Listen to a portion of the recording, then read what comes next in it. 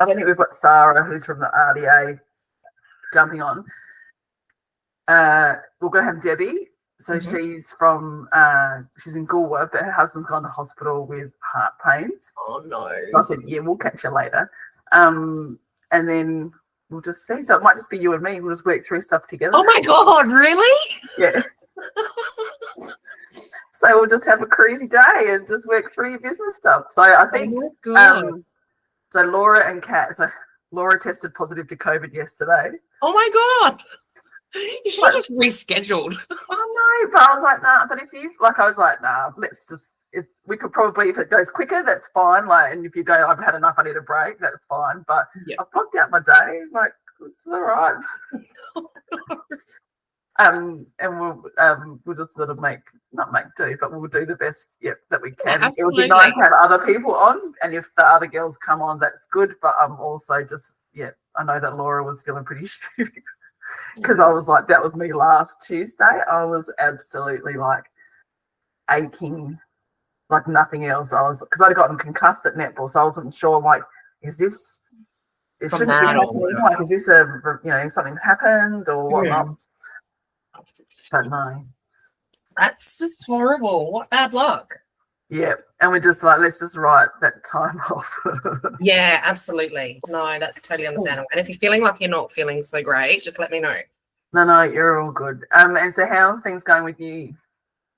Yeah, good. Into some new sort of I'm just going to eat my breakfast too. Yeah, you're all good. What's been going on?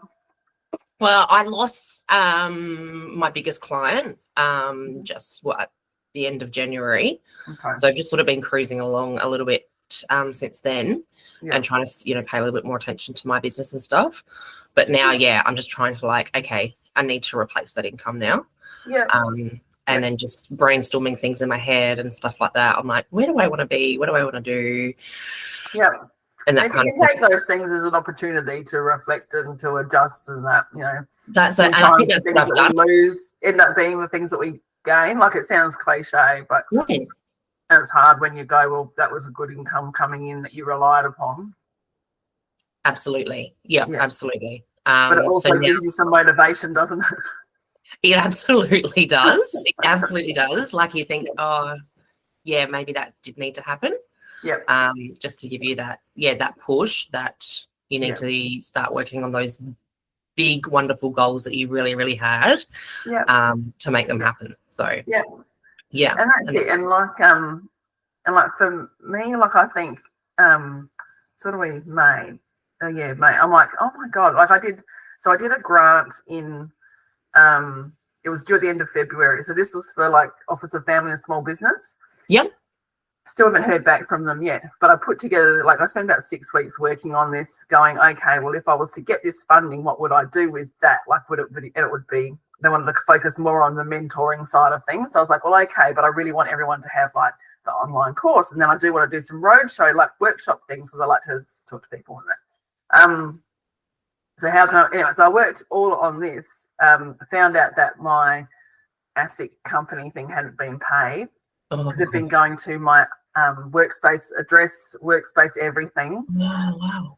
So all the names, so this is why the regional collective changed. This is why my business compass became your business compass, because those business names were all under the other entity. And the Thursday before the Friday, it was due. And I was like, I need a valid ABN to submit this grant. I need insurance for this grant. Like, it was just... Oh, my God. So, but out of that came, well, actually, we've tweaked it. We've gone, well, actually, how can I focus my energy? So that was February. And I'm like, I've been working like nonstop, like I've been working really hard. But I'm like, how did I get to May? And like, the time just goes really quickly.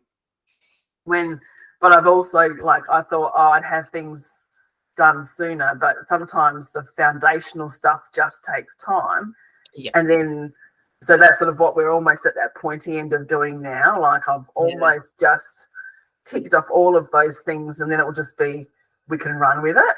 Yeah, that's so good. Like, sometimes that, it can be 3 months, it can be 6 months, like getting that base right. And in the meantime, I've been working in a cellar door to bring in extra cash. I've been doing consulting, winemaking consulting, which I don't normally do, but I've been doing other bits and pieces just to bring in some money. Funds. Yeah. But sometimes you just got to do those things. And that's what I'm actually in the point of starting to actually think of doing, like even just going to the supermarket to do some night fill, just to bring in some, like just some extra funds and things like that. Just to help it come in and just things like that. And I mean, I think walk in, walk out, those sorts of things. Yeah. And I think I took probably, losing that big client, which, was a big, massive income. It took my attention to be able to sort out all the finances, like all the tax and all of that I'd been struggling and drowning in. I was able to sort all of that out. I was able to breathe, knowing that was all sorted out. So now's the time for me to then go, okay, let's get some money in the door. Yeah, and that's it. And I think, even like with this, like I was looking forward to, and I was sick last week, but the RDA was like, oh, look, like we can't really go ahead if we've only got like a few. We can't be sure that we're going to get more. And I went, that's fine. I was disappointed, and I was like, oh, this means I'm not really good at anything and I can't do it. I'm like, no, do you know what? This is another opportunity to do, again, pivot, shift. Yeah, like you can sit in those emotions for a little bit, but I think as we get further along in our business, we get a bit better at going, this wasn't about me, this is fine. It's not a reflection of my values. No, I'm exactly the same. Absolutely. Do you think it's the location maybe? So, well, I was a bit disappointed about their promotion of it. And they had said before, we don't really get many people to things. Okay, well, that's not very positive to start. Oh, anyway. So that's fine. So Debbie, the other lady that was going to join us, so I did a strategy session with her last week, and she's got the rights, and so she's organising a TEDx event in Victor Harbour. Great. So I'm like, oh, that's really cool. So there's people that are wanting to do stuff, and she sees that as well. So I think, do you know what? That's fine. I can help.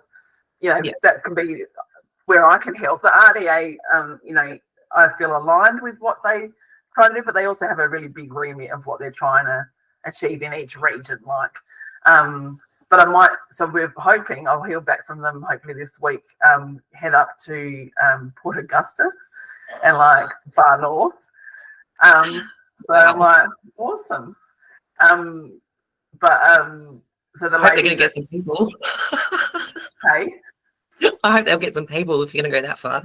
Well, I think so, and I think that's the thing, because like Ruby from Business Port Augusta, so she's got a place called Tickleberry Farm, which is where like South Aussie with Cozzy was like yesterday or the day before or something. So it's like a busy cafe outside of Corn. Anyway, so I think because it's further away, there's less things for people to do. So it might bring. So that'll be a test. It'll be like, okay, can we do some virtual workshops for like more, anyone? But then actually, if we're doing regional, if that's because that is still part of what I enjoy doing, and reaching a bit further afield. So I'm like, well, maybe we'll just go further out. Why not? I'd rather like Port Lincoln or something like that, but. You probably would be a little bit better than Port Augusta, but hey. Fancier, yeah. But anyway, we'll run with it. That's good. Let's just run with it. It's great. I'll share the script. Well, I'm like, well, maybe, like there's the Flinders Ranges. It's not too bad, It's, yes. It's probably not this time of the year, though. It'll be freezing up there. No, so it'll be, okay. Can you see my screen? Yay! All right. So, and this is a test. So I'm like, well, if I'm going to do more virtual things, I'll get Zoom, like I'll get a pro, like the Zoom webinar account. But for the moment, I'm like, I'm just going to use Google Meet because it lets me do longer meetings. Yeah, and Zoom webinar is so expensive. It is, but it's like, well, if I'm going to do more and I want to have like moderators in there and stuff, and I'm like, but the good thing is you can pay for like a month at a time. Like if you just need it for 1 month. So I was like, that's anyway. And then I did that for a client of mine a few months ago. She ran a masterclass and we changed it into Zoom webinar. It was good that we were able just to pay for a month just for that one session. And you can do things like moderating and stuff like that. And is that what you helped her with and setting it up? Yeah, absolutely. Yeah. And I quite often do it for one of my other clients that they run 4 webinars, free webinars a year. The good thing is we don't pay, the University of Melbourne pays for that Zoom account. So we're like, okay. Yeah. And that's it. And I'm sick of monthly subscriptions. So I'm like, if I can find something that I like and I do test them out, and then I've got the ones that I like to use, I've got all my subscriptions down to like the bare minimum. And now I'm just waiting for when I can pay annually and save some money and then just get them done. I'm like, do it. Yes, absolutely. Absolutely. I've been thinking about that same thing myself lately, and trying to sort of really reduce the amount of apps that I've got into something that's a lot simpler. And that's it. And then that way you can have things that are, it brings down, I mean, you can save mostly like 30% usually. It's like quite a substantial amount. So then you spread across your expenses. And if you've got, so I think I've got, mine's about $400 or $600 maybe, I think, a month. But then that could decrease to like $450. So that's, again, at the end of the year, that's a substantial amount. Absolutely. So I'll see how this. Can you still see my? I sure screen? can. Yep. Because you've just disappeared, so I'm just going to assume that you're there, and then definitely here, and I can see your screen. Excellent. So I guess we'll just get started. Yeah. So I guess sort of going through, the 6 core topics, and the. Sorry, it was such a big workbook as well. The other thing I'm like, I might have to see if I can decrease it if people are going to be printing it themselves. That's okay. Because there's quite a bit in there. Or I do want to get them like printed, but we'll work through that. But yeah, just wanting to make sure that you've got something that gets to take away with, but to work on during today's session. And I guess it's funny. So I've got, I found a post that I had done in May 2019, and it said, So I left the wine industry in 2018 was my last vintage. And then, so this one, it says, we understand that you can get to that point where it's like, where did I get here? Where do I want to go? How am I going to get to where I want to go? I'll be there to support you and help you work through that question. What can I start, stop, or keep doing in my business to make sure I'm getting shit done? And it's called Resetting Your Compass. And I'm like, strategy and planning, resources and skills, systems and processes, marketing, review. These are the, where is your time best spent? So 6 years later, I'm still harping on about the same sort of thing. So I'm like, just start a couple of businesses, have another baby in between, and just, Do you know what, though? You saying that actually makes me feel better, knowing the fact that I might have had this idea and this goal in my head 5 years ago, and I haven't reached that point yet to even start it. So that's actually good. And that's the thing, it does take... I'm not just keeping dreaming. No, but I think if it's, and I always go back to, so when I left winemaking, I'd already enrolled in this like high performance leadership course with the leading teams, which is a cool organisation that goes into organisations and helps organisational culture. I wanted them at my old work. That would have helped a lot. But I think it was like $10,000, and they're like, no, it's too expensive. I'm like, all right, well, I'm the senior winemaker, I'm going to leave, and I'm the organizer of everything, I'm going to leave after 14 and a half years. Work it out.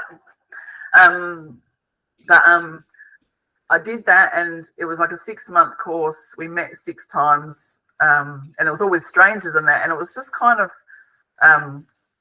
good to go, all right, well, what am I really about? So we did a bit of like personality disc profiling and stuff, and it was, in the end, I was like, look, I'm really passionate about, finding solutions, helping out, and people. Like, I really like people. And then the reflection of those there was about 8 people that I'd never met at the start of the session before, at the end, they were like, yeah, that kind of fits. That's what you're about. Like, we can reflect, whatever you're putting out there is reflective. Like we see that too. So it's a really good, it's quite cohesive. Yeah. And I think that's what happens when you go back to what do I really want to do? How can I do it? Yeah. And if that doesn't change that much, then it's just a matter of, not the marketing of it probably. It's probably just a little bit of massaging the messaging and how you do it, or finding ways, like as I am now, is finding ways to automate, to make it easier for me, so then I can have my value realized as well. Yes.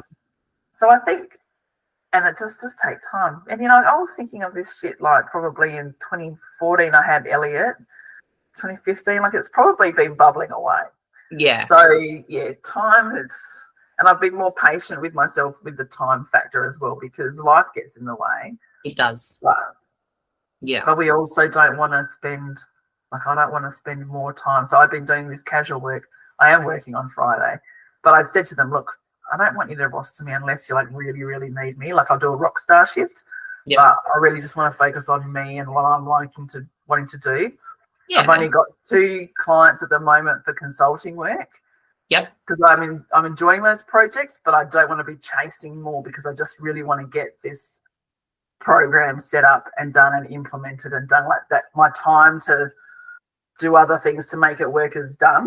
Yeah. So there's always, and I always knew that it's about 8 months, I reckon. I said 6 months with the cellar door job, but it was 8 months. So kind of like you got to give, and it is hard, giving room for those dreams and visions to be there, but then also we realistically need to pay the bills. Absolutely. And I think that's sort of where I'm at, is that finding that balance where I can try to have, time to work on what I want to work on, but also bringing the money into the door. Yeah. And that's it. And it just can be a matter of just, you always have that there as the vision, as the goal, that's the end, not end point, but that's the goal. Yeah. And then you just break it down. And as long as each week you're doing, as long as each day, each week you're doing one thing that's just getting a bit closer to that while doing these other things, like it's hard to manage the dichotomy of being pulled in different directions. But if that's a driving enough, reason, kind of keeps you going and motivated. And I'm starting to implement this thing that I've just created called CEO time. Mm-hmm. So spending some time every single day on CEO time, which is working on my business, doing something for my business rather than somebody else's business all the time.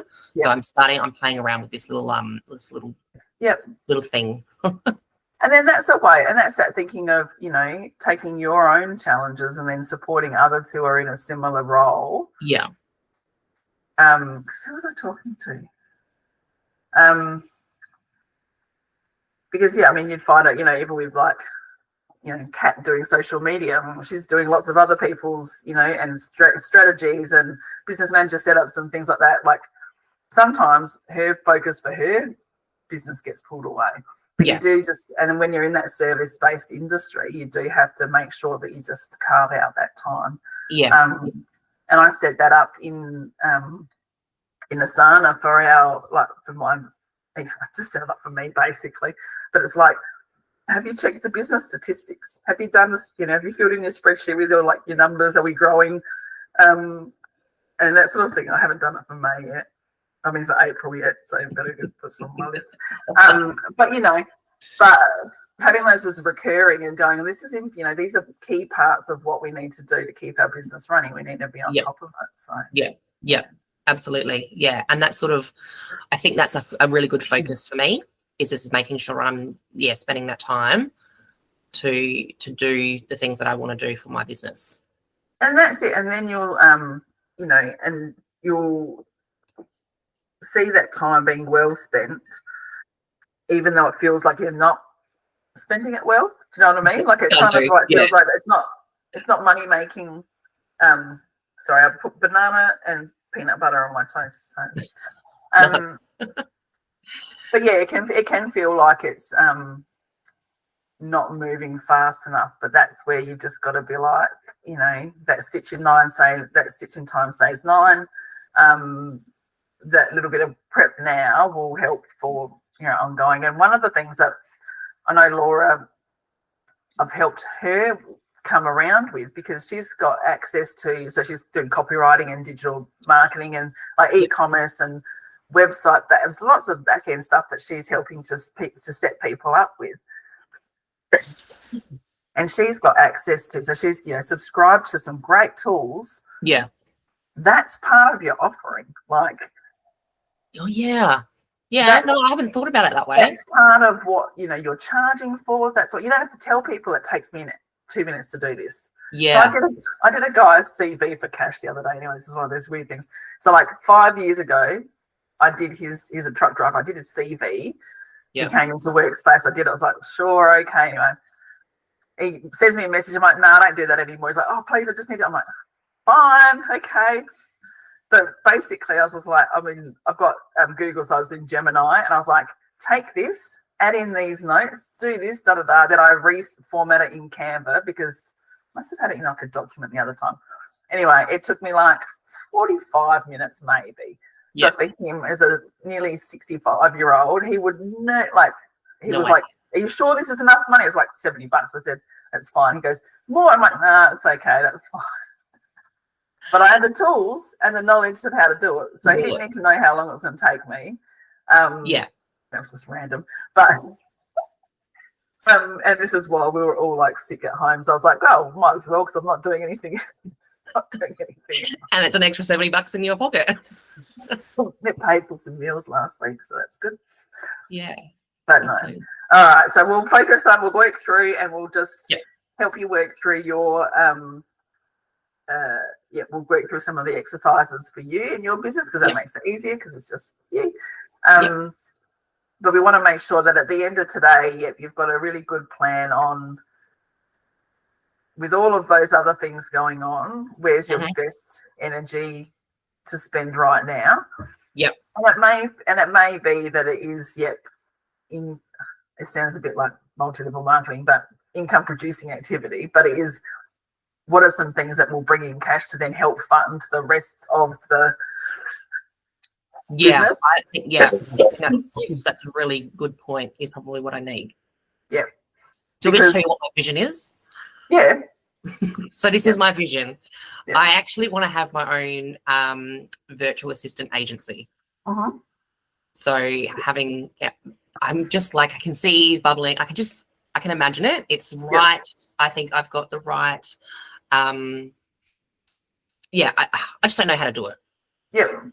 I can offer so many more things as well. And so that's my big vision. And then I've been playing around with this other stupid idea in the back of my head around a subscription box that helps young entrepreneurs with better productivity. They're my ideas. These are the ideas in my head. I just don't know how to do it.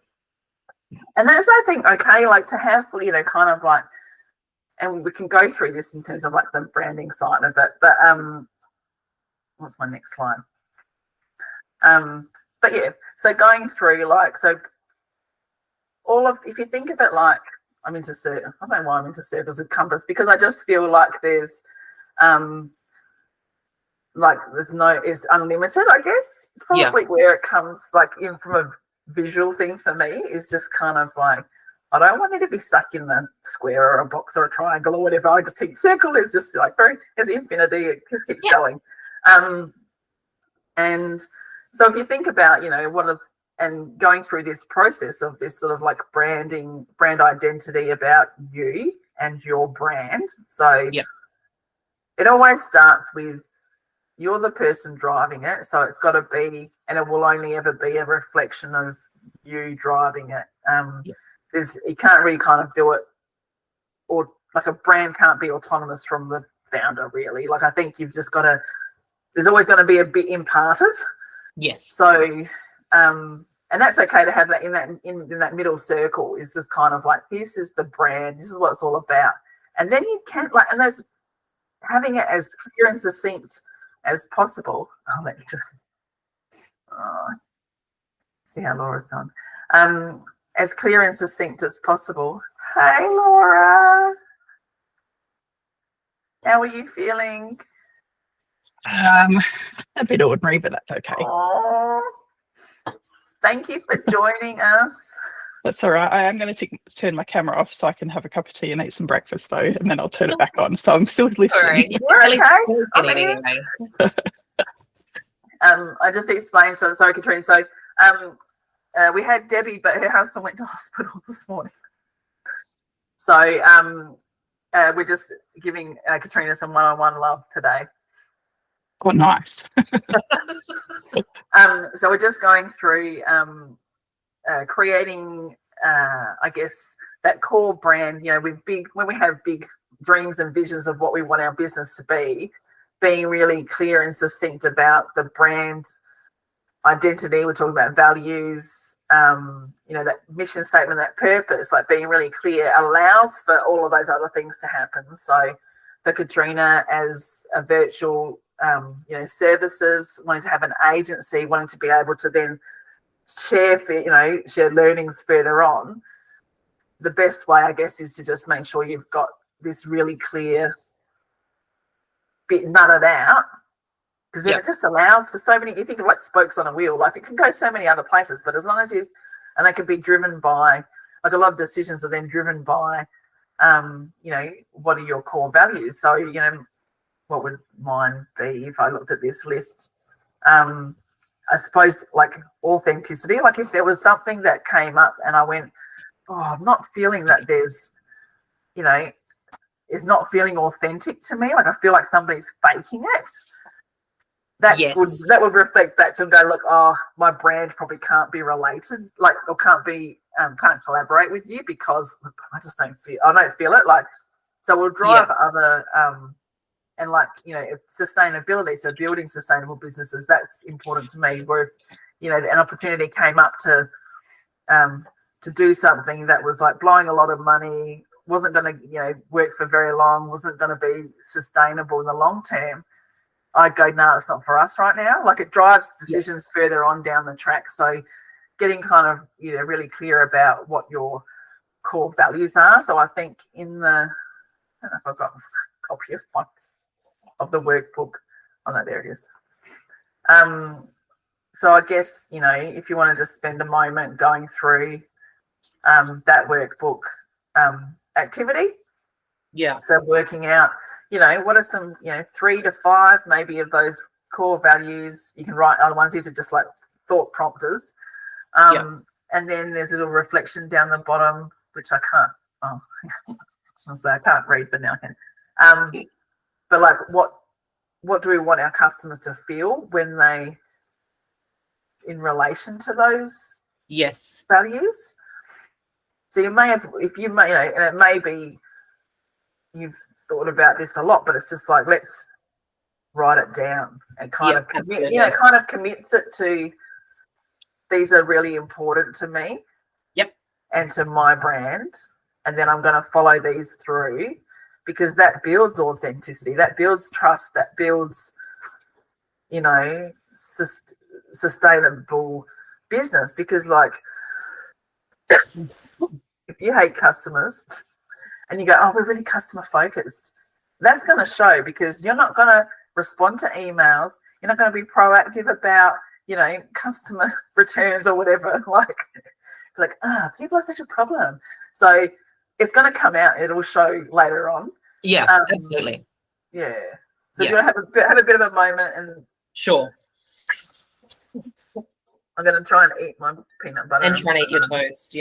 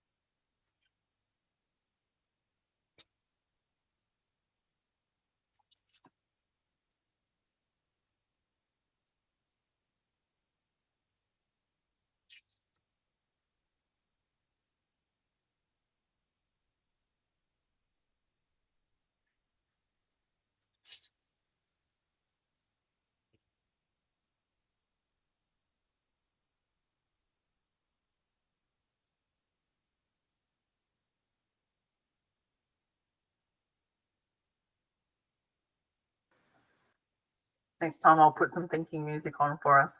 That's good. Like it. And I guess the next, what kind of things come to mind for you for, I guess, those real core things that are really important? Yeah. So for me, they're very, very, there's a lot. That integrity is definitely one. Yeah. The quality of the work that we provide. Passionate. I'm like, if I'm going to, like, I want to be passionate about working with those types of clients. Flexibility, authenticity, adaptability, and helpfulness. They're all my core values. Yeah. Yeah. And how can you bring that then into like the next part of it, I guess, is,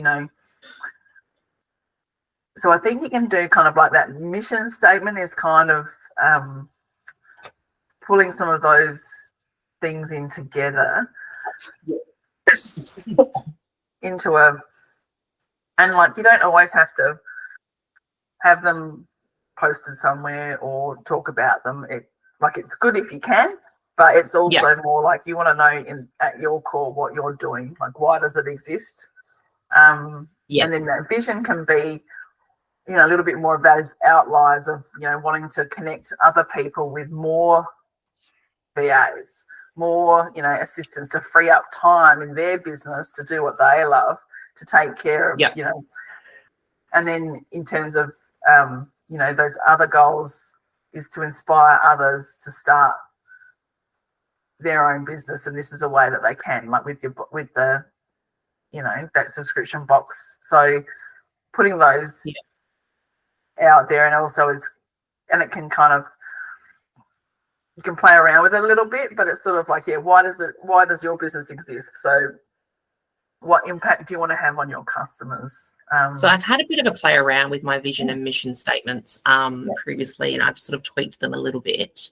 So my mission statement I've got is Dragonfly Virtual Service provides professional virtual assistant and support services to small business and entrepreneurs to achieve their business needs.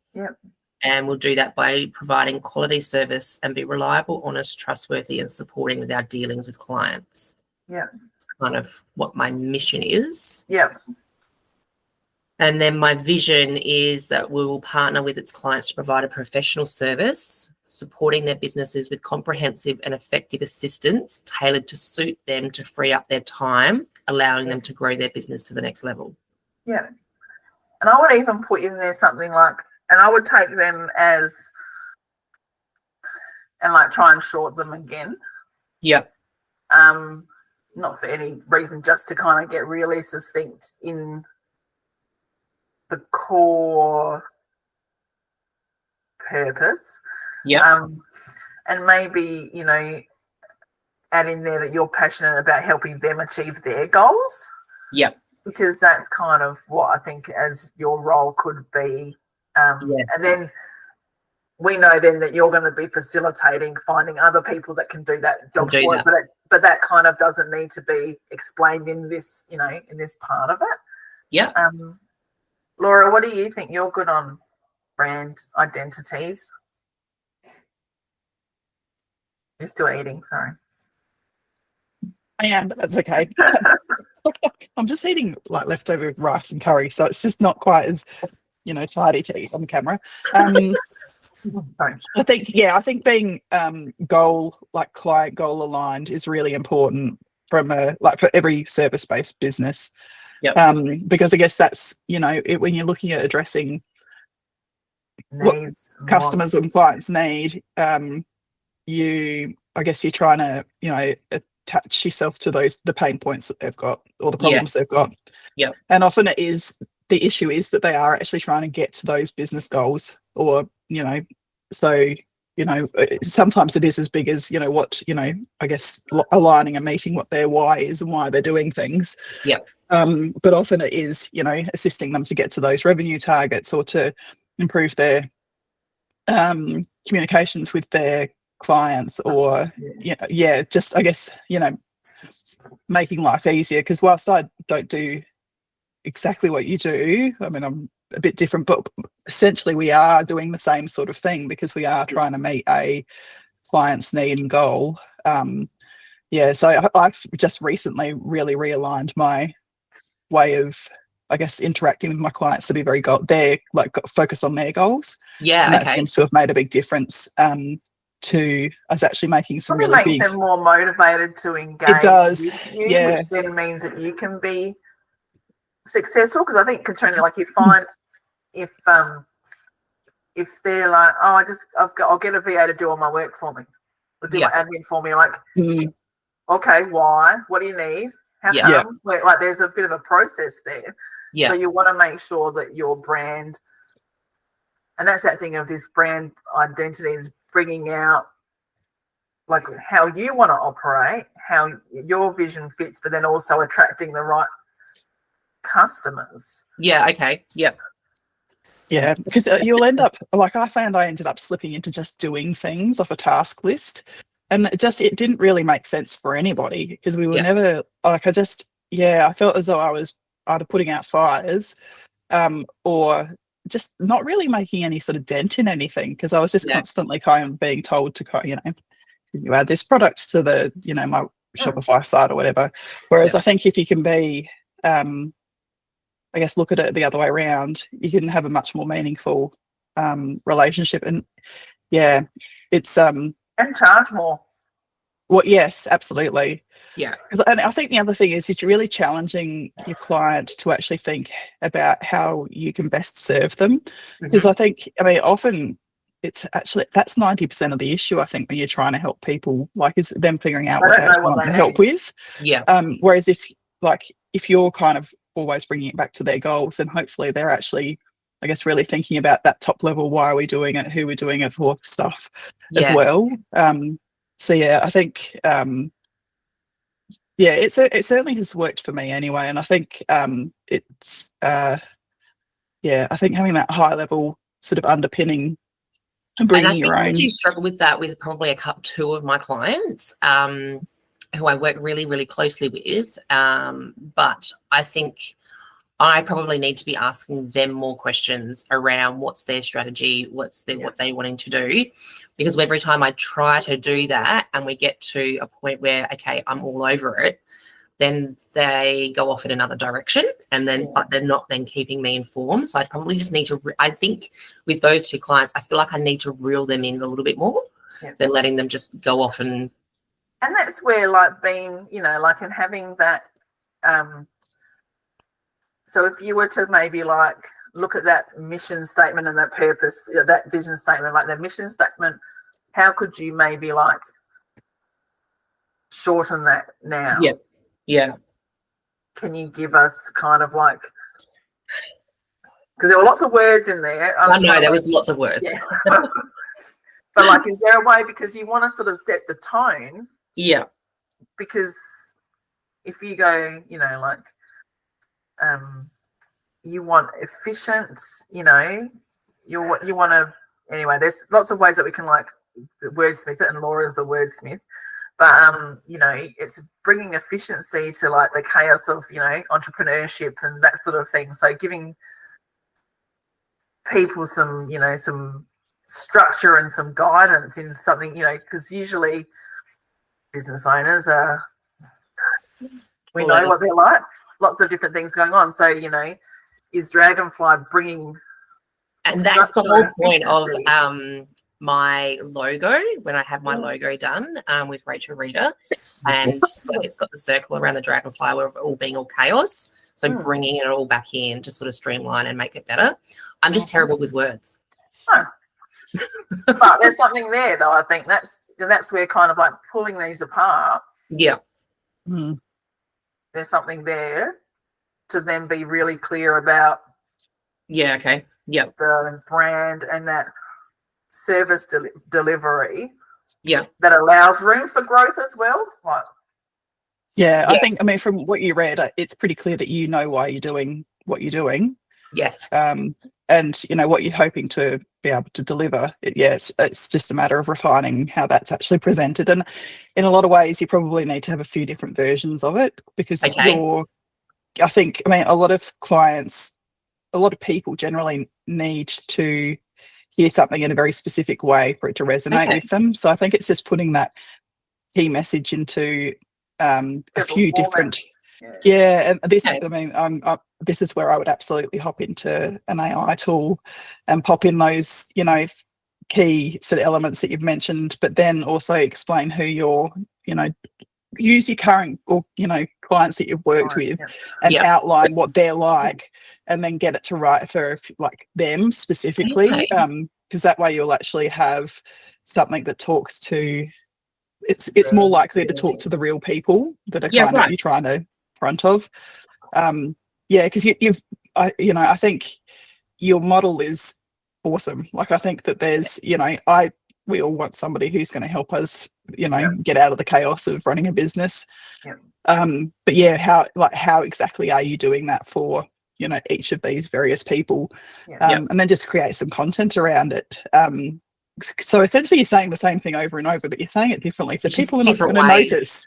So you can post it, you know, like the same thing over and over, but because people are hearing it slightly differently, it's more likely to resonate with them. But also your message is going to get really, I guess, more embedded into their mind as well, around, oh, that's right, Katrina's the person that, especially if it's coming from the reason behind your logo, the reason behind you starting it, you know, like there's the strength that will come through in that, because it is authentic.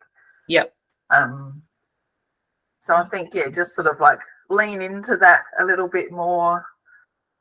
And certainly we'll go through a little bit in the marketing section, but and even like Kat's got hers. So Kat has a Chat GPT persona. I think I might have put the link in our group, but persona tool, which I used, and it was pretty good. So you can, I'll share the link with that as well, but she might be able to talk about it this afternoon. But it's pretty much like, it got for me 4 different business owners with different, like, one was service based, so regional, one was service based, one's runs a cafe, there's a few different types, and it took sort of my messaging and services and then answered their pain points, so then I could know how to speak to them. Like, it's she spent a bit of time on it. That's crazy. It's crazy. So finding ways to work, we'll come to this later, but smarter, not harder. But this is where, you know, we can't create this brand identity with AI. It's got to come from you as the brand owner. It's got to come from me as the person. Absolutely. But then you take those things and you go, right, this is what I do. This is what I'm passionate about. Here's my key values. Here's my, you know, ideal client. Here's my vision for the future. And then you can say, write me a bloody mission statement, write me a strategy for it. Like, you can give it lots of information, and then can pull out lots of stuff out of it. Oh my God, I've already got one of my goals. And then I think, you know, and it's, so if you think, you know, mine is, we've talked about what, you know, my vision was in 2018, 2019 was to help small business owners in whichever direction they need to go. That was my sort of tagline back then. Now is, you know, probably empowering small business owners to thrive, and just tweaking that. But the key, like the messaging and the vision hasn't really changed. You know, so that's sort of like I said, Laura, I was just saying, like, it's just a bit of, it's more about the marketing of our messaging, isn't it? Like, you know, we've got it's just how we can, and I think sometimes we want to do more, but also by doing less and just that repetitive consistency can actually build stronger. I mean, you think about Coca-Cola, same color red, probably same taglines for like years at a time. It's a very different model, but so I can hear Audrey looking for me. But so I think that's a good, you know, that's a good start, and I think that means that you'll you've got some things there. We'll talk about AI. So whether you use Google or Chat GPT, or what do you use, Laura? Word? I'm in Microsoft. Microsoft. So I've got Copilot, which is part of the Microsoft. Yeah, okay. I use entity. ChatGPT occasionally. Yeah. So maybe I think I need to utilize those tools more, a lot more than what I have been. Yeah. And find so I work within like the Google Workspace. So that's included in that, which I didn't realize, which is called Gemini. Yes. And it's amazing. I think it's only just come on as part of the package. Yeah, it's amazing because I can kind of go, and we'll go through this later, have a look in at, and I start typing in the document that I want it to refer to, create this for me. And it does it because it finds it all within Google, like within the Google Drive. So it's crazy. Copilot does the same for me because all of my stuff's within the Microsoft OneDrive. Yeah. See, and this sounds really, really stupid, and it comes back to a bit like what I was saying a bit earlier, Shelley, about I've been in this position where I've got to start thinking differently and picking all these things up. Is I've previously been so busy working on my clients, doing their work, that I haven't even thought about looking at these other things that are going to be so instrumental in building the business that I want. So I need to be making sure that I'm using that CEO time that I'm allocating. Or to learn and to upskill. Yeah, absolutely. Yeah. And that's it. And you'll get it. And it'll just be sort of going through even like this process today. Yeah. And then you can work through, the workbook over the next couple of weeks in your CEO time. Yeah. Just start to build on, because sometimes it's that having another space to think differently. Yes. Away from things. So I think, you've made a good start to make sure that you've carved out time for yourself to work on your business, because like Laura and I can see the potential there, because we know small business owners, we know busy business owners, and the value of having someone else in your corner. Yeah. But we also don't want you to take on everybody else's shit. So you want to do it in a way that's, how I would see it would be like, okay, here's the pathway in, and here's the questions that you fill in, and here's the requirements, and then here's what we deliver. You want to sort of like streamline all of that. So whether it's you, whether it's partners that you have, there's a ways to work with me kind of thing. Yeah. Like that's kind of how I would phrase it.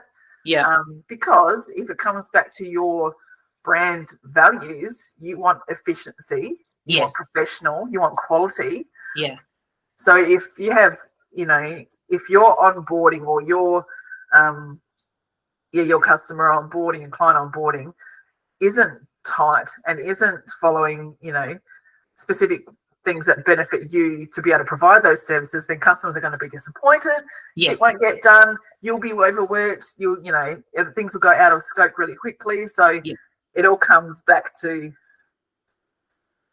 knowing that those brand values, and then having them drive the rest of it. Yep, absolutely. Do you want to take a 5-minute break and then we'll come back? Sure. I just need to go and cough and take my puffer. Take it easy. I'll be back in 5. Okay.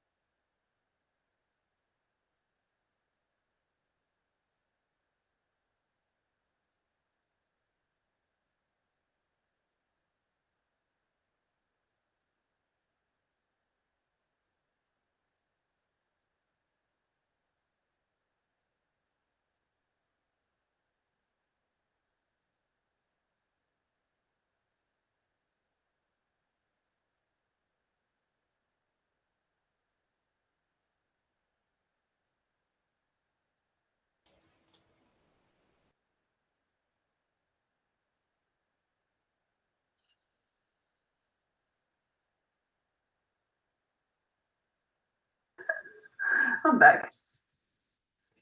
Just so much phlegm. Oh. Right. So, as Johan would say, it's not very sexy, but really important to go through and get a really good understanding of numbers. Yes. So we spoke about that before, Katrina, about, having, at least if you've got time now, to address those things. Yeah. And I've said before, but like, because I've been burnt so badly in the past by my mismanagement, finance, like I'll always be like hot on that because, Laura knows we've lived the pitfalls of just not being on top of it, like wishing and hoping and thinking that numbers will be okay and that things are gonna and that wasn't even, it was just because it was so busy, and just so crazy. We can't really get a good handle on how things are if we don't know the numbers, like good or bad, and it's better to face up to them and know what they are. So I guess and how do you feel about budgeting? So have you set a budget? Have you got some forecasting numbers? Do you know what what revenue you need to hit each month? I did, and that's sort of where my that I've I got burned really as well, but I got burned by advice from an accountant, and I was asking the questions and I wasn't getting the answers, and then I just got into this hole. So that was probably when I lost my big client, and then I said, okay, I need to get this sorted. But I've cleaned. Have you got a new accountant? Yes. Good. Yeah, absolutely. So they just picked it all up and helped me stop chasing my tail. And so now I'm feeling so proud of myself because I've got individual accounts set up, and I'm putting, the GST and the tax away. And then even any of my business expenses, like all my subscriptions, they're all coming out of an account just for my business stuff now. And it's not coming out of my, I'm starting to get it all streamlined. Whereas I'm probably at this step now around the budgeting and the forecasting now that I've cleaned up the holes. Yeah. And I think that's, like I was explaining about the change of business name, and that allowed me to, I started a new Xero account and I had a new accountant coming on board, and I was like, fresh start, Shell, just keep up top, and then I also started, I cleared out all of my old Gmail. So I've got a new an email address. So I'm like, right, let's keep this one tidy, not 12,000 unanswered emails. Oh my God, that's my dream. I love doing emails. So it's let's use it as a fresh start. Let's use it as a way to go forward sustainably, because, looking at your business model before, so if you lose a client, that's fine. That'll happen. But it shouldn't have a detrimental effect on your income. You want to build something that's going to be, people aren't going to be with you forever. So if we eliminate the need for that, it won't be so much of a dip. So you want to sort of, you've learnt that now to make sure you've diversified and you've always got leads coming in. You want to always have that lead generation coming in and happening. Yes.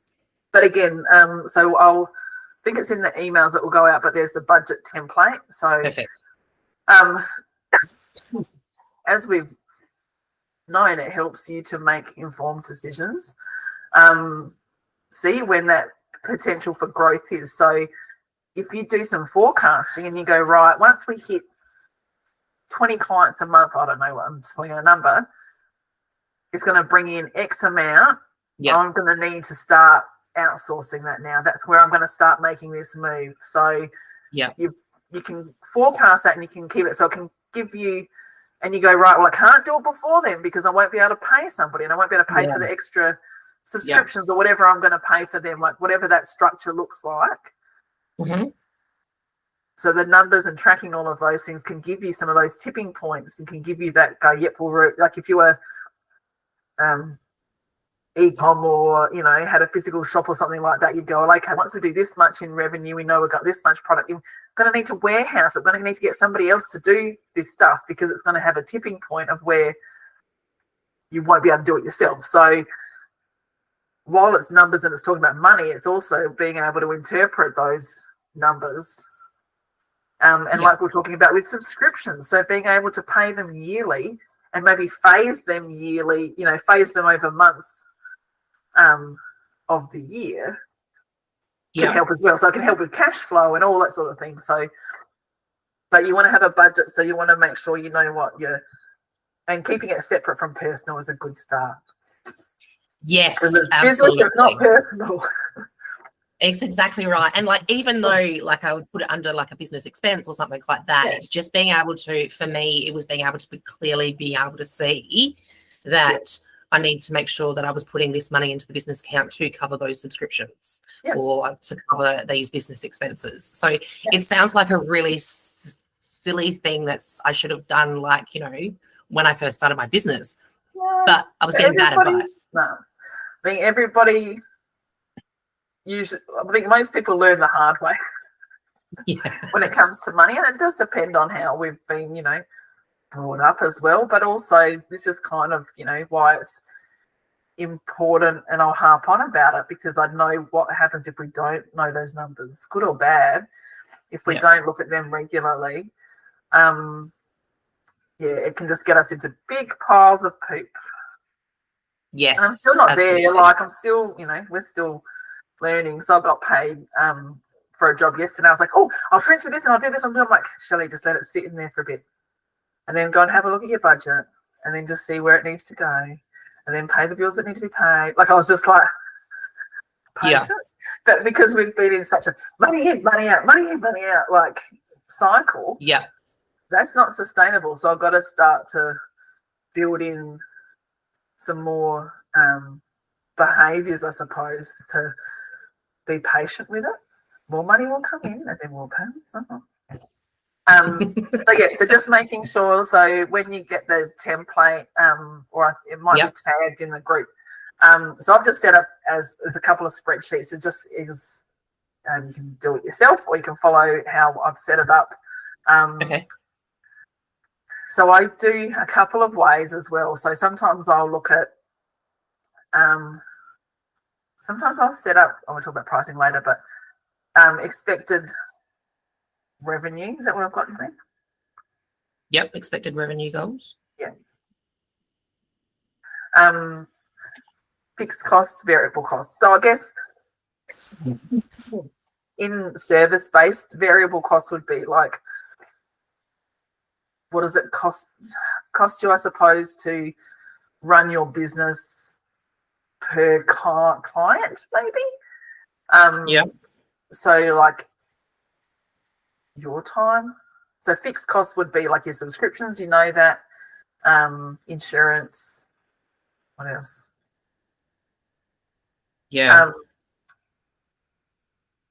But so you just want to sort of make sure that you just know all of your numbers, and then you can start to like plot it out for the, you know, if it's the next 3 months at least. And then, so sometimes in a budget, I would go, well, not to be over excitable about it, over super positive, but I would go, okay, well, I'm going to do an increase of 5% every month, and that, or 10%. So just so that way I can kind of see some growth in my forecasting. Unless I've got like a big, if I'm going to do a big sales push or do something like that, I'll be like, okay, well, June can be a big one, okay, because I've got things plans in place to make more sales in that month or whatever. But just keeping it kind of slowly growing is a good way of looking at it. If you're using Xero, you can also use Budget Manager in that. I use Rounded. Because it's for. Do they have budget facilities in there? No, it's got all the reports and stuff, but no, it doesn't have budget in there. It's got quotes and stuff, but no, it doesn't have budgeting. That's the only thing it doesn't have. And I guess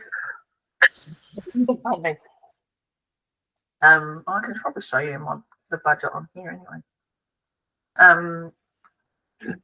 Let's have a look. But what it does do though, like I do have, like I can do my profit goals in there. Yep. And then I can track where I'm up and down every month. And that's really sad because it was really, really up. And now it's like really, really, really down. But that's okay because we've learned that wasn't sustainable for you. Yeah, absolutely. Let me see if I can see here. Oh my God.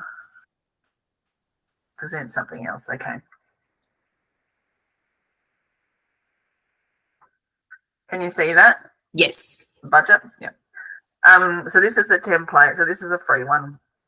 So you just download it for yourself.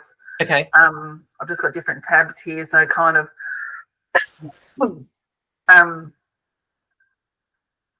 this one's income. So I just call it kind of like, it could be like a product mix or like a matrix. So it could be like, okay, I'm going to, so if you're a service-based client, I'll do one-on-ones and it will be 119 per person. I'll sell some digital products. It'll be this.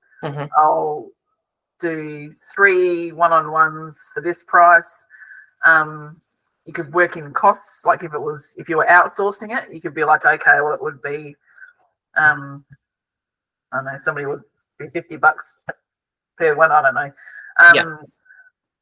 How many targets are you going to have per month? So you go, yep, I want to do 5 of these. I want to sell 10 of these. So you can set in some targets, and then you can work out some income from that. So this is a good way of doing it so that you can see, oh, here you go. I've put some notes up there. Monthly sales, set some goals, targets. So this is good to make sure that you've got some diversified products. Pricing, so revenue coming in from different places. And then looking at your costs and expenses, so fixed costs. So you can fill this in. I've just put in some ideas there. So fixed. And then the variables might be, subscriptions might change, advertising might change. And then you put those into, so this is quite bright. So fill in the yellow cells. So I guess just looking at it, you want to know your income, the cost of that. So if you're outsourcing, I would put the cost of goods there. You don't really have like materials, so that'd probably be like 0. You might have, so if you're not outsourcing now, we don't have to worry about that. So that's okay. Put in your expenses. Tax, so popping in that you want to set aside, owner's salary or drawings or whatever you're pulling out for yourself, and then have your net profit. That's so funny. But you want to build that in because you want to be absolutely, because otherwise what are we doing it for? Exactly. No, but I think this is that point where I'm at, whereas that's where I need to be. I need to be thinking about that to then help grow the business. Yeah. Because if you don't, I think Johan said it, but someone said like if you can't grow what you don't measure. Yeah. Something like that. So if you don't go, by what's this, September, I want to be earning $1,000 a month out of the business. I want to be $2,000, da, da, da. If you don't have that as a goal, it won't drive you. Yeah. If you don't have all of your costs and expenses as tight as they can be, then ongoing. So what we look at down here is the cash flow, so net cash position, which I had never really looked at properly until I got burnt in the bum about not having cash on hand to be able to pay for the bills. Like it was just wishing and hoping the money would come in and I'd put some out to there and I'd take loans out. Anyway, it was just a mess. So what we can see is, okay, well, if I keep running my business and I'm doing all of these things and I'm taking out my salary, this cumulative, a little bit of profit each month, we should be, we could have $10,000 sitting in the business account. Woohoo! Yeah. Okay. And I'm still running the business. So that's where you could go, okay, at this point, $10,000 in there. All right, I can recruit for somebody else. I can juice up my booking system so I can book different people, different services. I can do these sorts of things. So you can make better decisions by knowing your numbers better, by knowing where those tipping points are. So this is sort of like, there's budgeting and then there's like forecasting. So this kind of ties it in together. I've done a few like different versions. So like this pulls from the budget example to be just like an overview. So it would be income, expenses, end of month. And then you can put some projections in here. So it's just a few different examples like as a chart. I've got in here some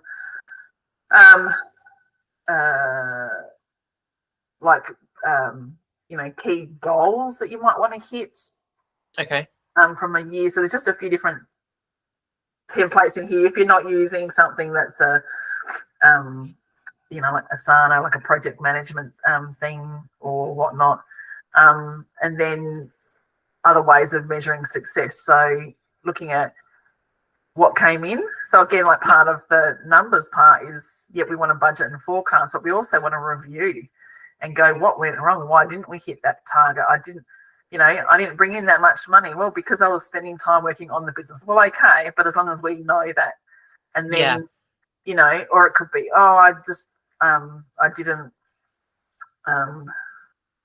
So we can kind of review, reflect, and go, why didn't we hit those targets?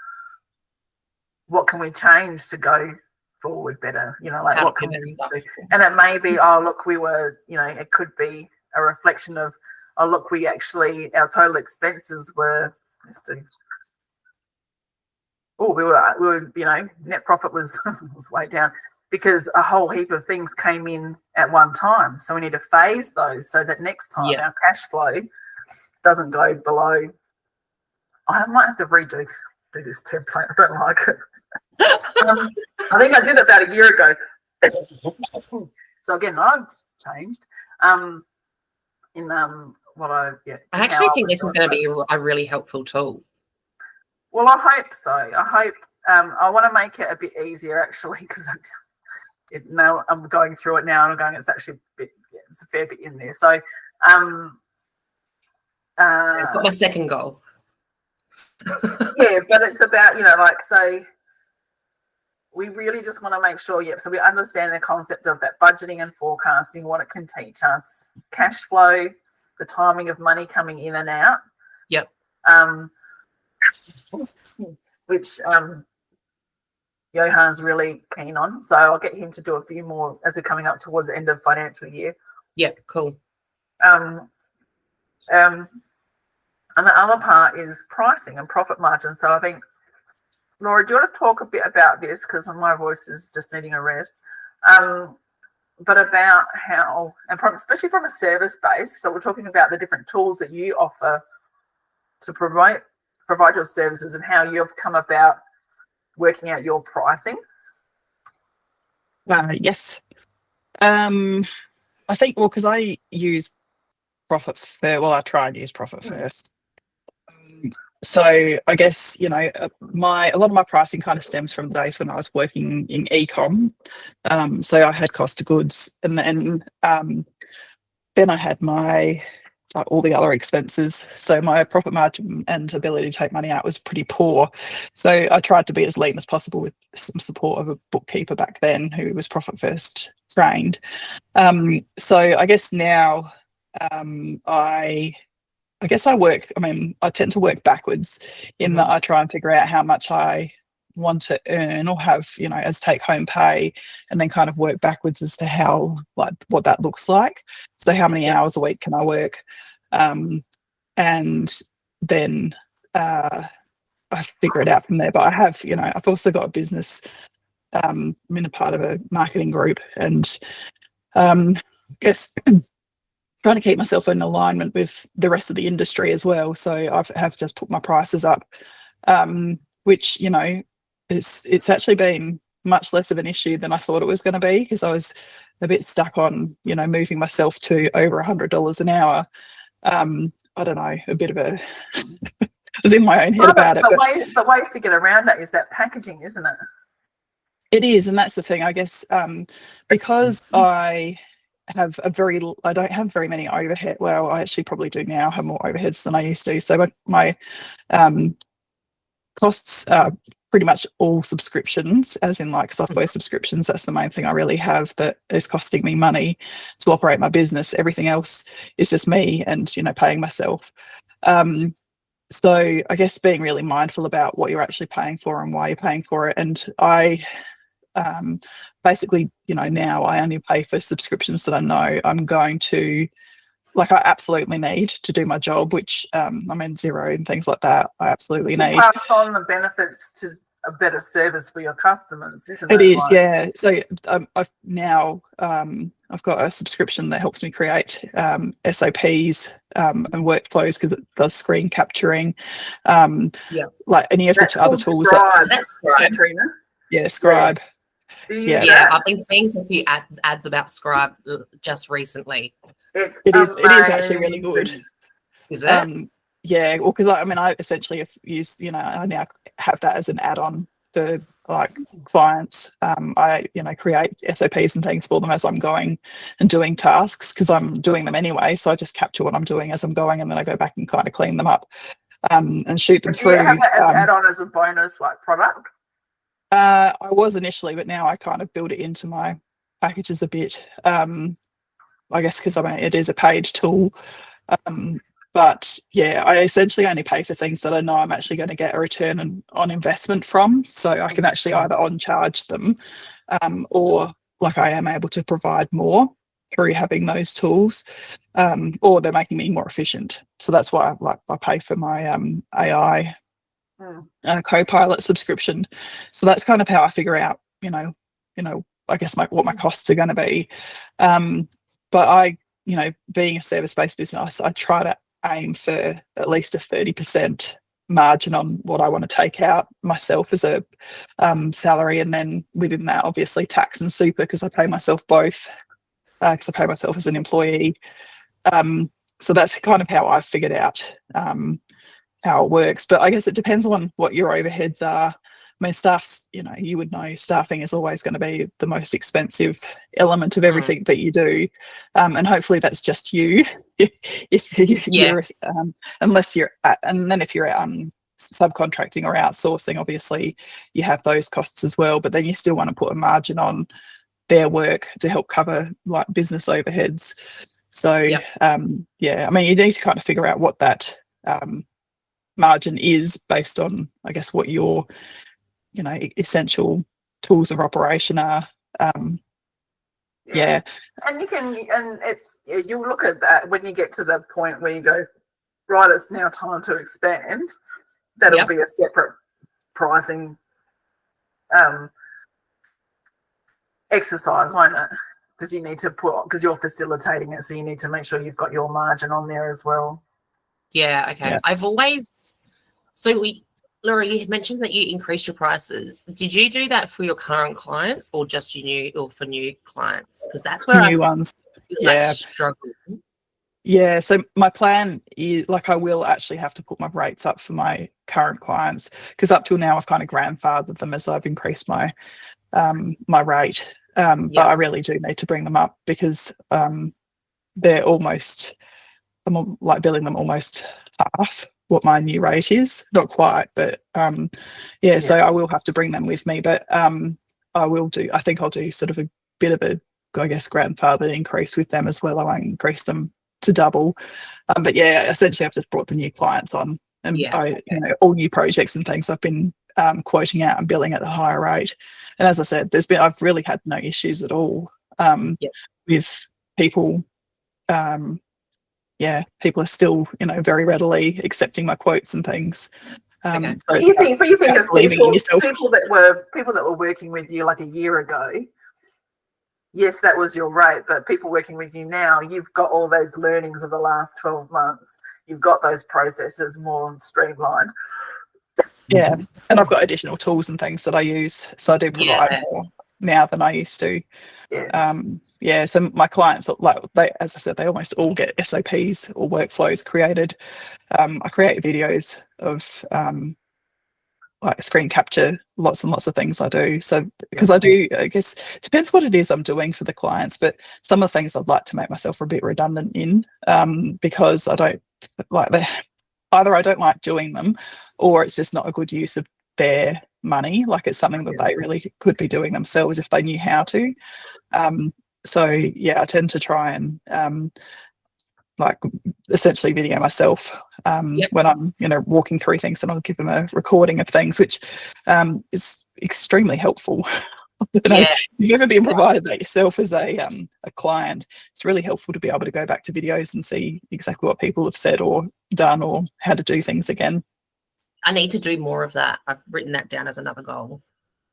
My God, my goal list is getting very big already. That's good though, because it gives you the opportunity to kind of sort through them and choose a few quick wins. And then some of them can be longer term.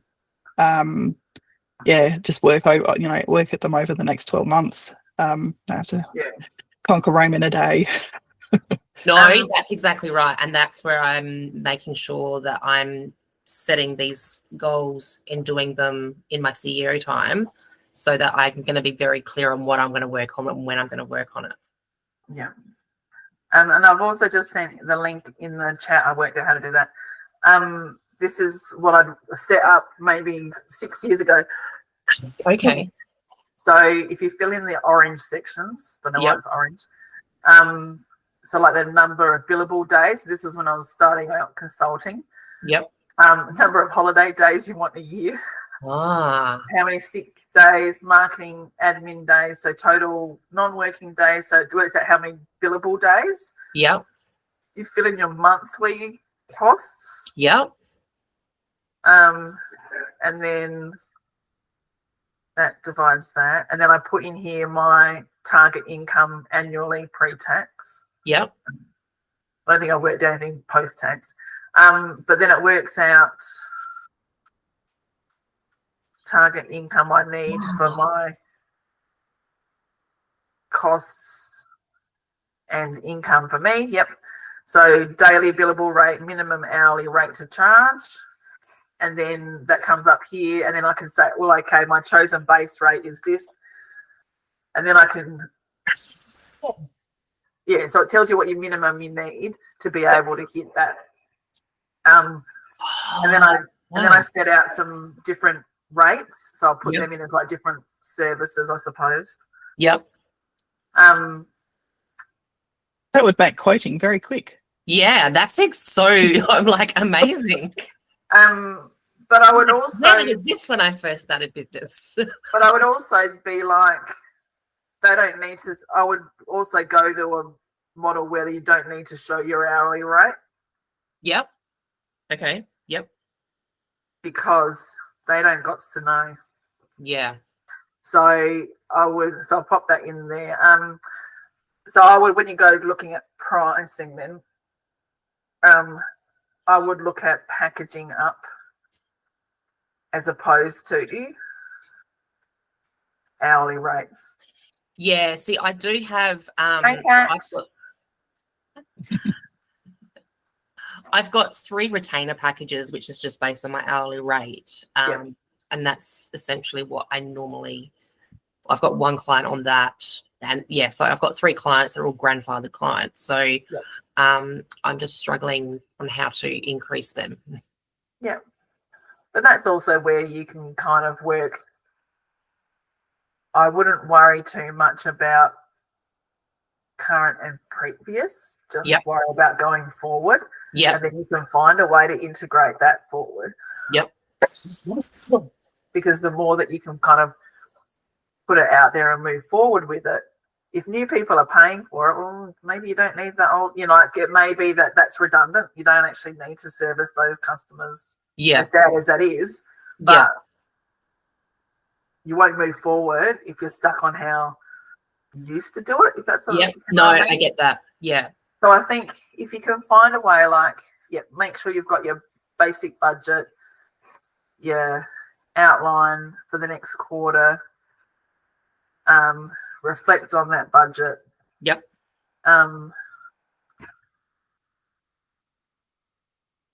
With all those costs. Yep. And what's one thing that you can do? I think you can get your basic budget done. Yep. Then you know what your costs are and your expenses, and you can go, do I need all of these? Do you know what I mean? Like, you can have a really good look at them. Because there are even things now that I could probably get rid of that I'm not using, you know, like Calendly. I'm paying like nearly $22 a month for Calendly, but I can be using Google now that they've brought that feature in. So it's just looking at all of those. So this is really good that, oh my God, this is going to be my Friday goal. My Friday goal is going to be doing this. It's going to be so good. And you start out with that list and go, okay, so maybe I'll restructure. I might redo that budget template. Now that I'm thinking about it, I might like step by step it, so then it will then conform a budget at the end. Anyway, like I said, I reckon I did it maybe, it might have been like last February or something like that at least.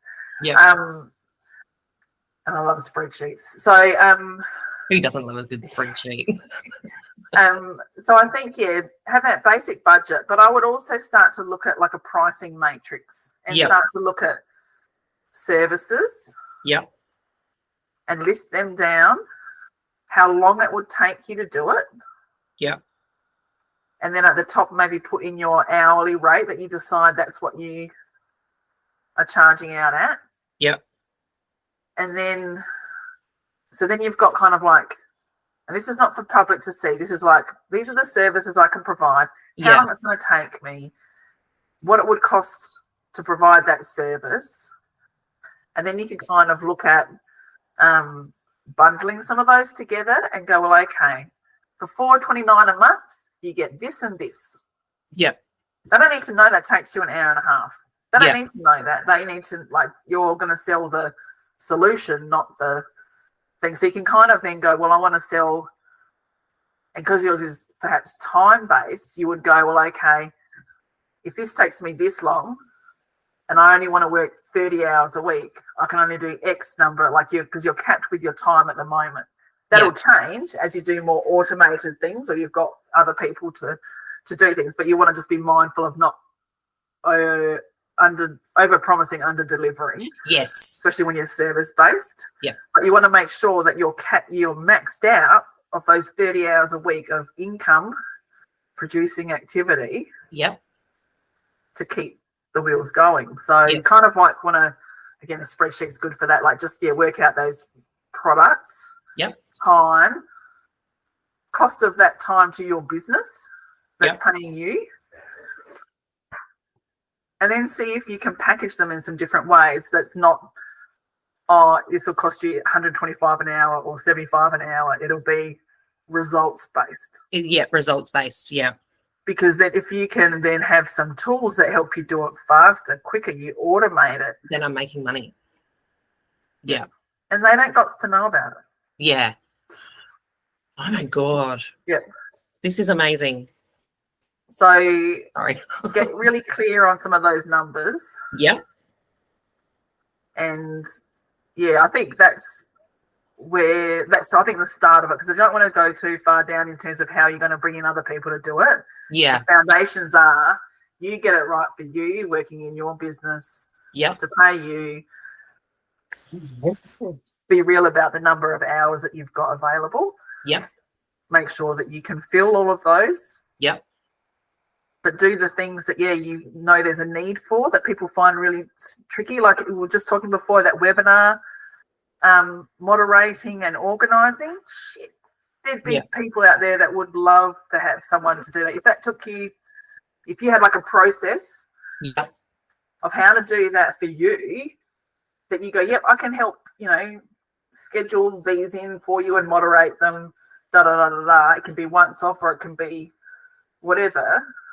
You could sell that as a package, or sell that as a product or a service. So think of your services as products. Yeah.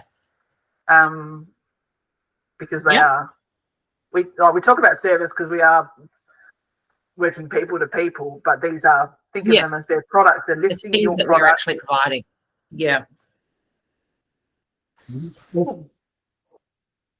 Yeah. Okay. And so get some, and use, have some of that reflection time, because you've had the benefit of being in business to know, well, what are some of the things that people really don't know how to do, need me to do, is easy for me to do. Like, there's some quick win things. Like, I would find quick wins that gets money in, that helps cash flow. Like, they're the things that we want to build to get some momentum. Yeah. And again, that fit in with your values and your goals of what you want to achieve. Yeah. Okay. Yep. But like Laura said, like, a lot of people don't know what they need. So we've got to tell them what they need. Yes. If that makes sense. Yeah, it does totally make sense. Yep. Yeah. Okay. Yep. Oh my God, this is going to be an exciting activity to do when I'm, Friday afternoon is already booked. And then, pricing, and you just think, like, as females, honestly, we price ourselves way too low. Absolutely. And if we're too low as well, we don't always get the ideal customers. So then they don't always get the best of us, and they don't get the best results. So you kind of, and like you said, Laura, you've had to put your prices up to be more, not competitive, but like also meet the market, I suppose. But if you're not offshore VAs, Katrina, like, there's got to be there's a point of difference there. So it's got to be managed. Your brand has to reflect the quality, the professionalism, the efficiency that you're offering. So it's got to look a little bit different. Yeah. Yeah. Yeah. So I think, that's how. Yeah. And I think that's part of, like, that pricing matrix of, and when it's service based, like, profit margin should be 30 to 50%. Okay. And like Laura said, just try it out with new customers when you quote. Yeah. Or put them up on your website so that people have an idea of what the packages are. And then they get a feeling that's an interesting question, because I get so many conflicting things with regards to advertising my rates. Yeah. People say that you shouldn't advertise your rates. They need to know what services and packages you offer. Yeah. Yeah. You know what I mean? Like, yeah. I think, because I'm just on your website at the moment, Katrina, and I think there's some, because you've already got them grouped, like your kind of services grouped into those 4, I'm going to say buckets, that's a bit crude, but creating bundles of services is going to be quite easy, I think, because I mean, it's essentially, I'm going to go for accounts admin, because that's, that feels like an easy one to go for. Yeah. You could have probably 2 or 3 different offerings within that space. So, you're potentially doing just invoicing and like invoicing for clients and then following up on invoicing, or you're doing some of that, other account management with, reconciling accounts and other things. And they're 2 quite different, I guess, levels of service. And it depends a little bit on what the businesses are, because some businesses are going to have a bazillion transactions and some are not going to have very many at all. So, I mean, that's going to be, I guess, how you figure out how to charge it. So say it's I'm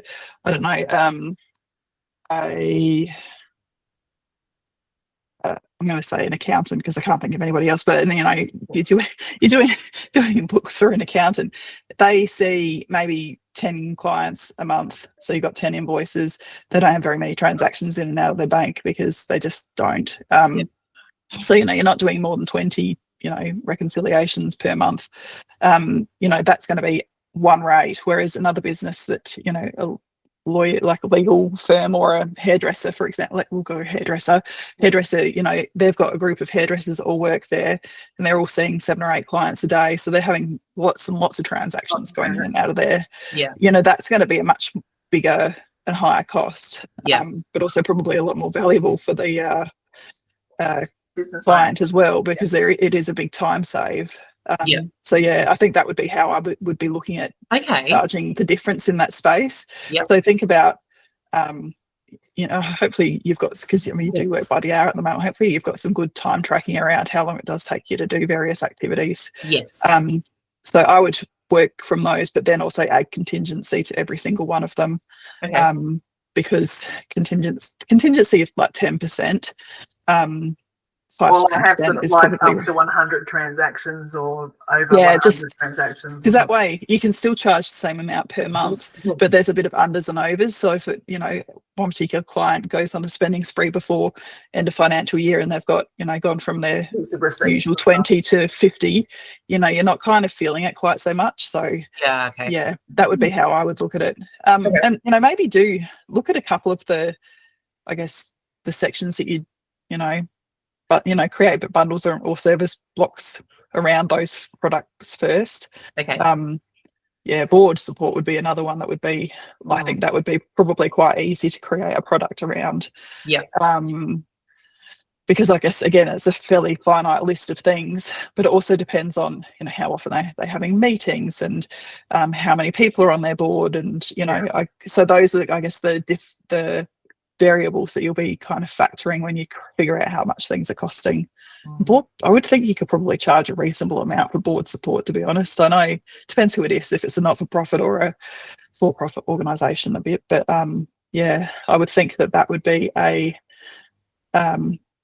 fairly high-ticket item, because this is the other thing, you might be able to spread, like some of these things you could probably charge a lot more for them than others, in that I guess what you're actually doing is more sophisticated. I don't mean that to sound rude, but you know what I mean. Like, I think there's higher level thinking attached to some of these things than there are for some of the others. Some of them really are very task related, whereas I mean, accounting and board support, you could really value add if you do know the businesses really well and know exactly what they need for each of those services. So don't sell yourself short. I think that's my problem. Because I don't. So that whole thinking of, like, with your dragonfly thing, like that fluttering around and then just bringing some calm and some structure to all of that, like that sort of, I think can drive a lot more of your messaging as well around those types of those products. And like definitely splitting it all out, so like not for everybody else to see but for you to see, so that what you have, and we'll go through a bit of that sort of systems thing, but if you go, okay, for accounting stuff you might have, so how I would do it, I sort of started doing it, was if I was doing Canva templates for people, that was one of my products, my services. So I had that as a task in Asana as a template, and I had my list of subtasks. So if I had a new client, I would duplicate that, create this task flow list for Liz, for example, and then I'd be like, right, have I sent this to her? So then my workflow, my SOP was there for that product. So you can kind of build a lot more. So it was easy for me. I didn't have to think about the things that I needed to do because I already had that. I've got a checklist. So you can build out those those product services to then be easier for you to manage. But listing them out, pulling them all out, and then you can bundle them together. Means that you can kind of maximize your time and efficiency while seeming to be providing lots of different things. You're actually really kind of streamlined in the background. That makes sense. I don't know where I was going with that. Sorry, Laura. Shelley, can I make an offer to Katrina? I mean, if you want to sort of put some of these together and then drop them into the group, I mean, I'd be happy to have a look at them. I'm sure Shelley would be too, because I know sometimes it's just hard. You kind of get stuck overthinking it, and also just not really knowing, I guess, because I can look at this from a bit more of a client perspective as well for you, in that I know what sort of things I would be wanting help with, and I'm sure I can probably figure out some of the things that my clients that I work with would be needing help with as well, and what that might look like for them. Okay. Yeah, that'd be great. And I think, that's key. Like, start thinking of them as products. Yeah, think of them as products. That's a really good way of actually putting it. Yeah, because it sounds like a silly thing, but I think thinking of them as products rather than service based is actually the best way to think about it. Yeah. Because then you can make around that. You can create.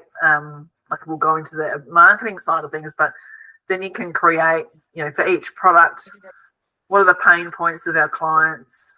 What are the solutions that we offer? Then we can look into how do we do that in the back end so that it's as efficient as possible, like our workflows there, just with that one product. And then we can look at the next product, and then that way we build. Okay. Again, we're filtering in, and then you could possibly do, the business owner declutter session or declutter package. So it means that, or like, not stop the chaos, but there may be something you can say, right, so if you're just overwhelmed, here's the package. We've got these 3 key things that we're going to do for you. Yeah. You can bundle them in different ways to suit different customers or people at different times. So be like, right, well, if you're just getting started, okay, here's what we're going to do for the first 3 months so that you can concentrate on, we'll build your business together, but I'll be there to do your accounting, your bookkeeping, or whatever, setting up some email templates for you to use for your customers or whatnot. So that's kind of like, I get another package. Yep. But it's just I was looking at that actually on your list, because once you've created the templates, you just recreate those for the individual client as well. Like, there's a few things in here actually. Even your surveys and newsletters, and like there's quite a number of things that you could have templates for that you then can roll out across like all of your clients. And event management would be the same. Creating templates and using them across all of your clients. The event management, I would think, would be that would be very helpful too. Like, you do a lot, and I think because you potentially can hit a lot of different target, like budget targets or like business sizes as well with your offering, because you've got, event management and coordination and board support are definitely bigger business related.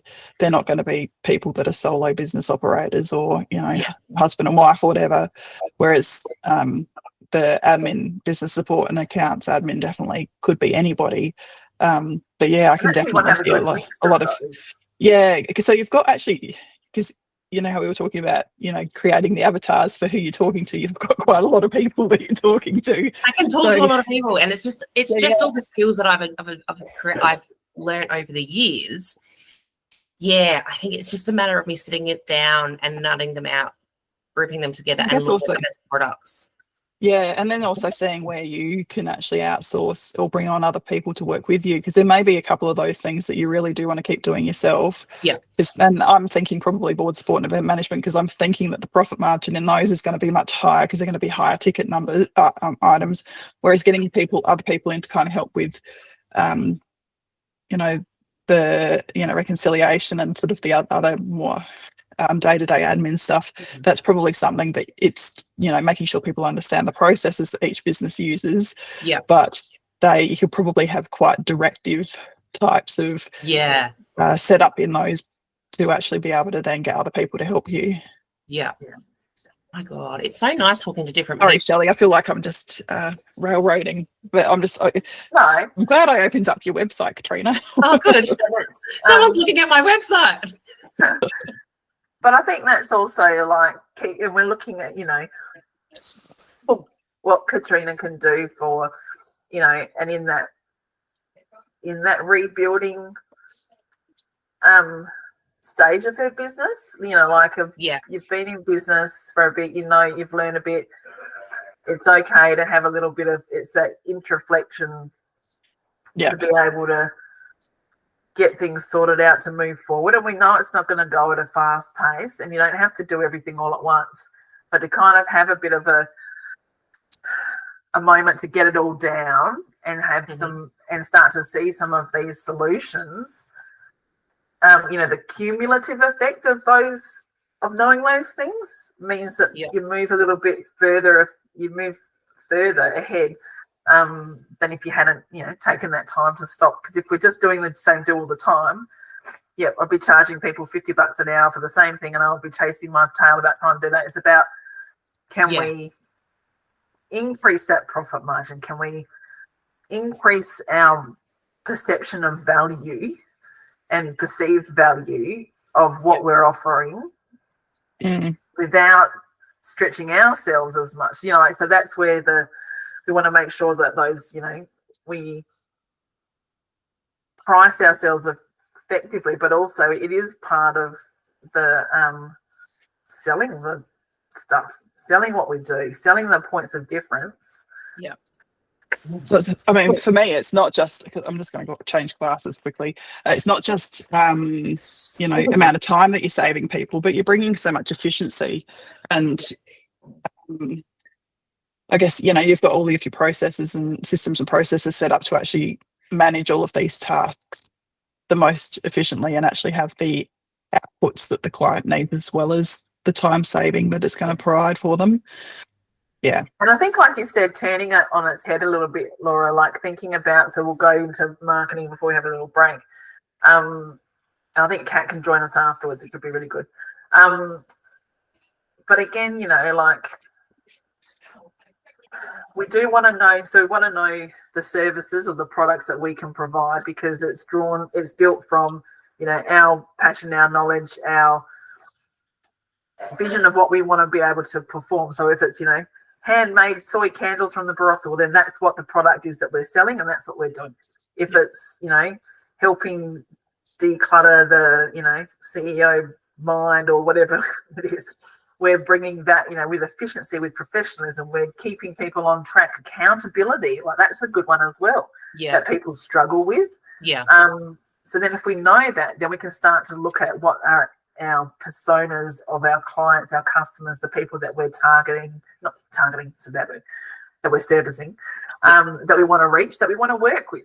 Because you want to be able to know who you want to work with, so you can reflect on the people that you've liked working with. Yes. The people that you don't like working with. Yeah.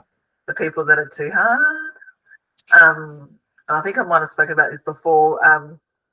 But, like, when you know your numbers, when you know what the work is involved, and if there's someone that you just think, I need to put a dickhead tax on this, you up the price and you just go, do you know what? Sure. If you really want to work with me, which I don't really want to, but I would, double my quote. If they accept it, then you deal with it. But you can put a dickhead tax on it. I had somebody once before, actually. So I provided them with a quote. I'd been working with them for a while, and then they wanted to, increase the amount of work. So I gave them a quote, and I told them what my rate would be and what the package would be. And then they wanted me to justify it. And I'm like, but I'm a business person too. This is what it's costing me to do this. But then they really wanted me to justify it. And then I think it actually put me off for quite a while. Like, okay, do I feel like I shouldn't have to justify what my cost is, but maybe I do? No, wrong client. Definitely the wrong client. I'm glad I'm not working with them anymore. And that's where I think, so what we've seen, I think, is that the confidence that comes from knowing your core why, your branding, knowing your numbers, what the profit margin is, what the costs are, what the things that you actually need to do to keep the business running and to fulfill you as a business owner, helps to come through in the marketing. Yep. But then you don't have to explain shit. Like, that's the kind of thing that we want to kind of build that through as a business owner, and be like, here's my offerings. Yep. Okay. Here's how I can help. Yep. There's no discount. There's no thing. Don't have to answer, because if you're the right person, then you're the right person. Yep. But if you're not, then you're not. Okay. Thank you. And so coming from a very critical, self-critical person, and undervaluing. So earlier this year, like February, March maybe, I put out, okay, we've got, the online course plus mentoring, and it'll cost this much, because I just released it quietly. I haven't hard launched it. And And then I sent an email out saying to the whole email list saying, use your 10% discount code. And I'm like, fuck, I didn't mean to do that to everybody. But then somebody went, yep, no worries. So they've paid almost $1,400 for our online course, 4 sessions with me. It's of value to people. Yeah. Like I didn't have to, I mean, I did a discount, a little bit discount, but sometimes we don't feel that we've got the value to add until somebody then validates it and go, oh, and that's what I mean. Like when you've got a new pricing structure, some new service packages, and then new people come on board with it. Yep. You won't have to worry about like the old customers or old clients or people questioning it because they're not for you, because you know you can find your people. So this is good. That's so we'll make sure that we get the customer persona thing for Kat through, but you know, once you know what almost for each of the products you could, or your packages, you could kind of go, okay, this package is for this persona. So you kind of have that person in mind and go, right, she's, you know, mid-30s, is just, you know, trying to get things going in her business, da da da da da. So you kind of build out who you're talking to with that, you know, declutter CEO kind of, you know, get your mess sorted kind of thing. There could be another one. It might be a guy who's, you know, late 50s, has got, you know, staff, is trying to manage lots of things. That could be a service package that you can provide for that persona. Yep. So just by sort of like pulling those people out, then you can start to work through some of those. And again, using like ChatGPT, the Google or Microsoft one. Once you have those in there, you say, here's my persona, you know, here's my ideal customer for this product. Write social media posts for me, write EDMs for me, write a landing page for this. You know, you can pull out lots of stuff just by using that. So you give it kind of your background and your foundational kind of information. Okay. And then it can pull out, you know, what are their biggest pain points? What are things that what are some digital templates that they might need as a lead magnet, as a freebie? Yes, I need that. Yes. I've just asked my AI tool. So I'm just, is it going to let me post it? Let's see. I'm dropping it into chat. I don't think it's posted all of it. But it's just created 4 avatars based on what I've put in there around what you do. So it's created Sophie, who's a coach, and she might need social media, email, webinar support. Mark, the tradie turned business owner, is a plumber or electrician, needs admin support, invoicing, scheduling, customer follow-up. Trades, absolutely. Yeah, Etsy, who needs audit. Like Trades got cash in no time. Yeah. And then David, the consultant, he needs CRM, client onboarding, proposal formatting. And it's given some suggestions. Yeah, I don't know why it's done that, but it's given some suggestions of what you might call your okay. If I can get this is the last 2. It's because my I don't think it's put all of the information, but because my AI is fairly trained to me, it usually comes up with some pretty reasonable sort of output the first time around. But it's like, Laura, you're putting in other information. I don't understand. It would be definitely worth having a bit of a play. Like I would do play this. Around. Have a bit of a play with AI and see what it comes up with. Because ChatGPT, even the free version, should be able to come up with something. Yeah. You know. And all I do, even if you can give it some, is I just copy and paste into like my Google Doc as I'm pulling stuff out, so then I can always refer to it later easily, or I'll create new like documents and be like brain dump for I don't know launch strategy or something like that. And then I go through and I like create a table of contents for different parts of the things I like to see what's on my page. I'll be like, oh, where was that social media strategy? Oh, there it is. Okay. So I can pull out like, what did I do yesterday? like 24 pages of just like notes, like paste, paste, paste, paste, paste. And then I went through and I like headings, like did the headings, and then I did my table of contents. But that's just like a brain dump for now. I'll go through it again later on. But yeah, so whenever I'm using like the AI stuff, I just like to have it on a separate document to refer back to later. Yeah, I do the same. That's handy. Have you worked with any tradies, Katrina? I have worked with one tradie. That only lasted about 8 months. And then they went off in a different direction. But yeah, tradies would be a great. They really, because I reckon if you could be really directive in terms of this is what I do, this is what you need, this is what we do, and be really like prescriptive. Their language needs to be, like, you know, things around, not having to spend the evening or weekends, or their, their wife having to do all of their bookkeeping. Like I guess there's some sort of key messaging around the lifestyle element for them, because they spend all of their day out of the house doing all of the things, but also making sure that their cash flow is good. So, making sure that they are actually, those invoices are going out once the service has been done. So, they're actually getting paid. I think there's following up on invoices. I think that is like all of that sort of stuff. Really good area to head actually. Yeah. Okay. And especially if you've worked with one before, you can kind of reflect on, and even like, I think the other good thing is my dad's a tradie, like he's a carpenter, and the company he works for, they get their wife to do all the accounts and do all of the admin stuff. So maybe I should chat to them to get some ideas around what their pain points and stuff are.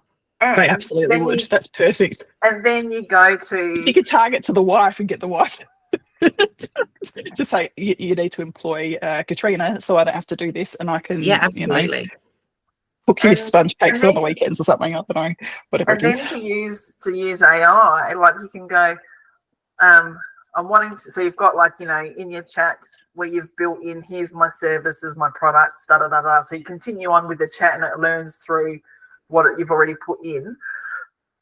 Or if you're in Google or in OneDrive where you can reference another document, you can say, okay, I've talked with some tradespeople, and you can just go, here's some pain points, da da da da da da. Help me write a product package just for them. Help me write the landing page. Work as my marketing marketer to create social media posts, da da da da. So then you don't have, it just can summarize it, it can spit it out, and I'll put it into my Word document and I'll be like, okay, I'm going to do my landing page now. So I sort of I'll highlight in green that I've done it, but I'll change it on the landing page to be my words, but I haven't had to think about all of the different things that I need to think about. And even so, you ladies are amazing. But even with ChatGPT, if you've got the app on your phone, you can just do voice recording. Okay. So I did it one time. I just thought it was a web browser. No, so if you get the app and I'm like, I've spoken with this person and their notes are this, da da da da da da da. Help me to write a summary email. Okay.